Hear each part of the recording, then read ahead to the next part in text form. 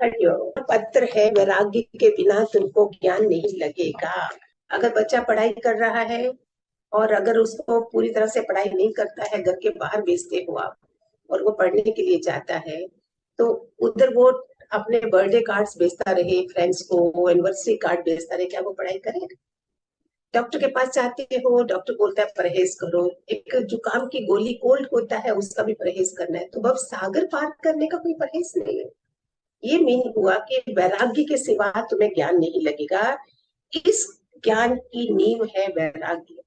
अगर ध्रुव को एक सेकंड में वैराग्य आता है तो हमें क्यों नहीं? सौतेली माँ ने ध्रुव को राजा की गोद में, फादर की गोद में नहीं बैठने दिया था और वो निकल गया था। नीति है उसकी असली माँ, सुरुचि है उसकी सौतेली माँ। सुरुचि माना जिनको रुचि है संसार में, नीति माना तपस्वी। और उसने क्या बोला, बेटा चला जा, मैंने ज्यादा तपस्या नहीं की है इसलिए ऐसा हो रहा है। और वो बच्चा निकल जाता है। नारद जी रास्ते में मिलते हैं उसको। वो मांगता है कि मुझे बताइए मैं क्या करूं।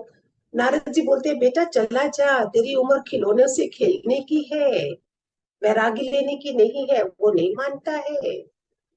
कितनी मैं एग्जाम्पल दो, नचिकेता है, मीरा है, ये सब लोग 7-7 साल के थे और हम 50 में भी नहीं बदले, 60 में भी कर रहे हैं। तो हमारे भगवान जी के पास जो ज्ञान है उसकी नींव है वैराग्य, जो तीनों लोगों को भी खो सकता है भव सागर पार करने के लिए। इसको तीनों लोग भी नहीं चाहिए। जैसे अर्जुन को कुछ नहीं चाहिए था, तभी तो कृष्ण ने बोला ना, अभी तत्व ज्ञानी गुरु के पास जाओ और उससे ज्ञान समझो। पूरा दिन में आत्मा के सिवा हमें कुछ ना दिखे और हम क्या देख रहे हैं, सब नाम रूप। सब लोग दिख रहे हैं हमें, दुख भी लग रहा है, चुभ भी रहा है।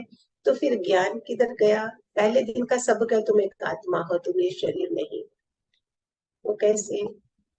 किसी की बात चुभेगी क्यों? क्योंकि मन बुद्धि सब कुछ शरीर में तो है। तो शरीर का तो ज्ञान ही नहीं था, ये आत्मा का ज्ञान है। तुम एक आत्मा हो। शरीर के बच्चे हैं, शरीर का घर है, शरीर के सोना चांदी bank balance beauty everything is body. तो क्यों बोलते थे सत्संग में जब हम आते हैं, चपले खोलते हैं, आप लोग अपनी पोजीशन, ब्यूटी एंड अहंकार सब कुछ बाहर छोड़ के आइए, अंदर एक छोटे बच्चे की तरह। ऐसे हम जाते थे। अगर वही अहंकार लेके मैं जाऊंगी तो मैं क्या पाऊंगी? संत लोग सारे अपना पोजीशन सब कुछ गवाते हैं, तब दुनिया के लिए बनते हैं। भगवान जी कैसे बोलते हैं मेरा कहीं साइन भी नहीं है, कोई पोजीशन नहीं। इसका मीनिंग क्या है सब कुछ लेकिन तुम्हारा नहीं है। ये आर्ट ऑफ डाइंग भी होता है। दुनिया से जाते समय हम क्या करते हैं, मैंने कितनी वाणी में दिया है, 3 पन्ने हैं लाइफ में। पहला पन्ना है मृत्यु और जन्म का। तीसरा बीच का पन्ना तुम्हारे हाथ में है, हम कैसे जीते हैं। जो गुरु लोग हमें बता रहे हैं क्या उनके कहने से चलते हैं। और मजेदार बात क्या है, गुरु कृपा बोलते हैं। गुरु कृपा माना व्हाट? जो मैं प्लान लेके आई हूँ, मेरे अच्छे घर शादी हो जाए, गुरु करा है, मेरे को अच्छा पैसा मिल जाए, ये प्लान, इसमें गुरु कृपा नहीं होती है। गुरु कृपा है कि उसने मेरे जन्मों जन्मों का सारा खात्मा करना है, उसको असली गुरु वो करता है। वो तुम्हारे प्लान्स को नहीं लेता है। हम बहुत प्लान्स लेके आते हैं उनके पास।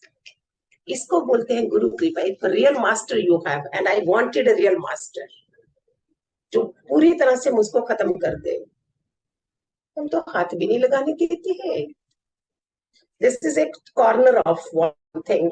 मेरा एक ये किनारा है और एक ये है, मुझे जाना इधर है। हम किनारा भी नहीं पकड़ने देते हैं गुरुओं को। देन अगेन एंड अगेन गर्भ में आते हैं हम, फिर जन्म लेते हैं, फिर वैसा जीवन, शादी, 2 बच्चे, ये करते। When is the end? The end। 7-7 जन्म के फेरे खत्म हस्बैंड के साथ। उसका भी कल्याण, तुम्हारा भी कल्याण। ये है ब्रह्म ज्ञान। ये है दादा भगवान जी ने हमें बताया। This is what I have taken. और जब तक धरती पे है, हमारे से किसी की भी सेवा हो जाए, प्यार हो जाए, हम उसको प्यार दें, सेवा दें, और क्या करना है। इतनी छोटी बातें और हमने इसको पहाड़ बना दिया। सहनशीलता नहीं है औरतों के पास, इसलिए घरों में कला क्लेश है। Hariom, God bless. खूब सारे आशीर्वाद भगवान जी की तरफ से।